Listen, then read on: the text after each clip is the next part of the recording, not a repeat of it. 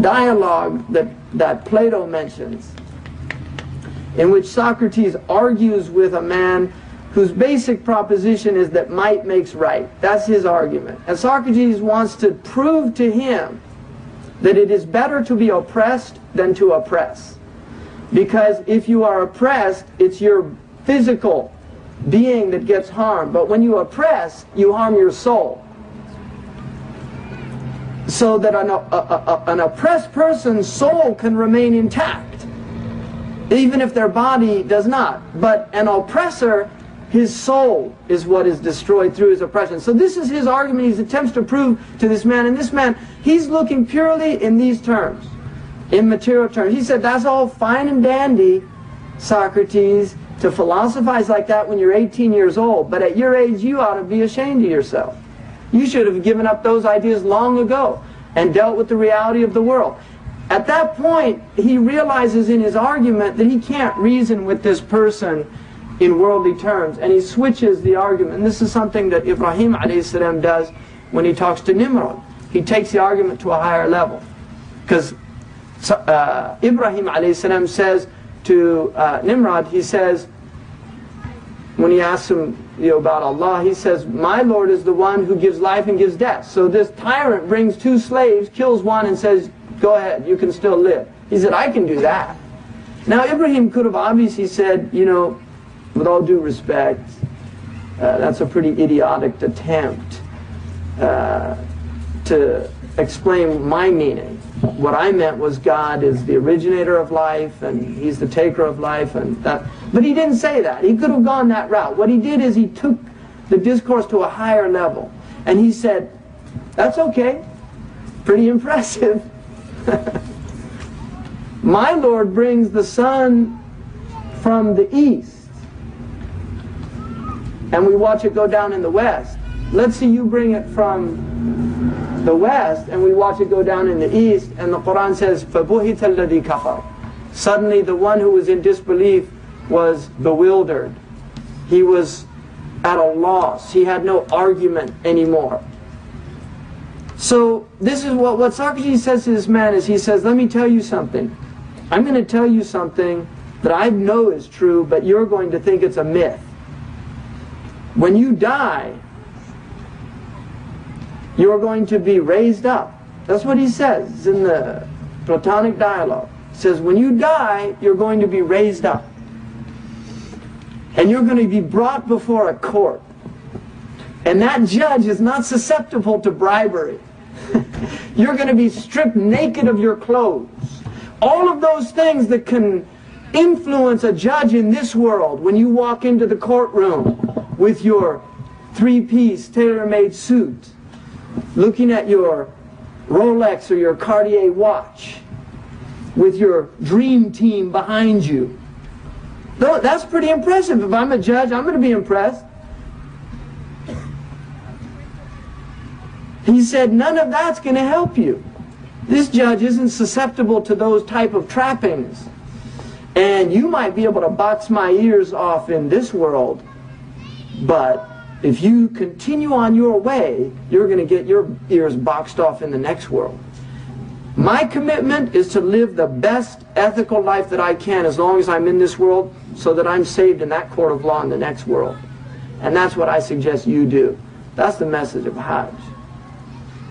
You look at all those people, rich, poor, destitute, male, female, old, young, they're all there for one reason. Ideally. And that is to say one thing. Forgive us. Allahumma innaka afu tuhibbul afu fa'fu anna. Oh Allah, you are the pardoner. You love to pardon. It's in your nature as a divine reality. So pardon me.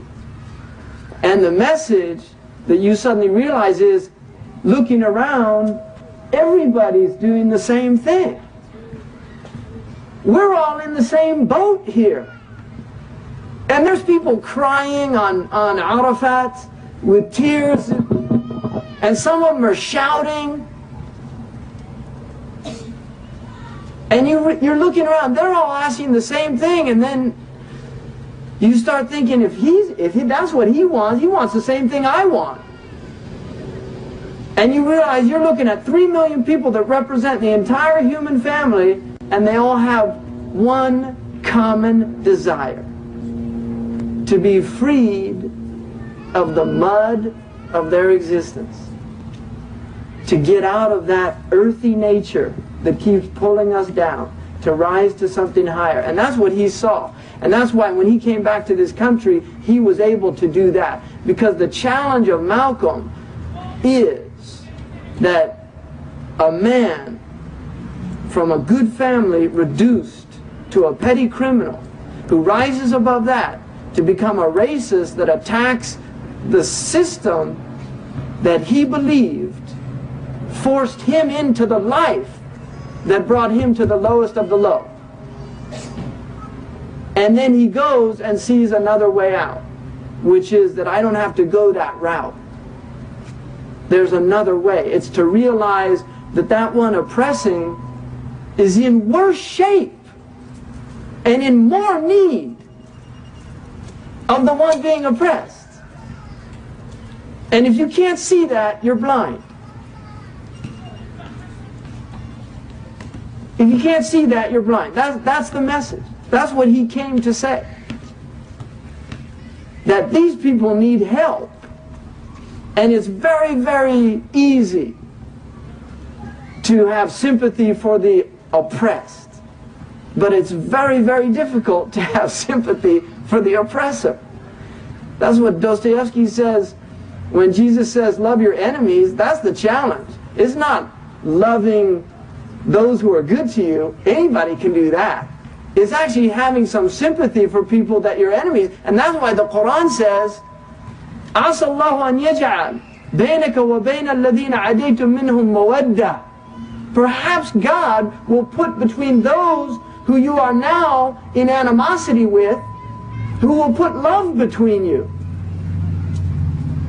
وَاللَّهُ قَدِيرٌ. And Allah is capable of doing that. Wallahu ghafur rahim. And Allah is the forgiving, the merciful. So will you be forgiving and merciful? If you want God's mercy, are you willing to extend it to your fellow man? That's the challenge. And there's only one element of people that are removed from that in the Quran. And these are the mockers, the mustahzi'un. This is the only element. These are the ones who mock people, who make fun of other people, who laugh at the tribulations of others, who derive pleasure in these things. Those are the ones that the Quran, it's كَفَيْنَاكَ الْمُسْتَهْزِئِينَ. We'll take care of these people. Don't worry about them. You see, that's the reality. That's what the Quran message is. Don't worry about all these things. Do what you have to do within the constraints of dignified behavior and with your humanity intact, because don't let your enemy take your humanity from you. So Malcolm's challenge is, can you rise above? Can you transcend the incidentals of difference to achieve the unity of the essentials? Can you do that? Are you able to rise above the incidentals of color, of sex, of wealth, to understand that despite our colors, we're human beings, we're the same. Despite our sexes, we're the same.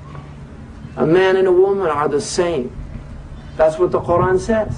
That's what the Hadith says. An-nisa shaqa'iqur rijal. Women are the other half of humanity. It's as simple as that. It's as simple as that. Can you transcend that? Can you transcend the incidentals of wealth to recognize that some people have wealth from their families, other people don't? Doesn't mean one's better than the other. Are you willing to acknowledge that? It's easier for the poor to do that. It's difficult for the wealthy, because wealthy people like to think they pulled themselves up by their bootstraps, but they were born with those bootstraps. If you're poor and you don't have any bootstraps in the first place, how do you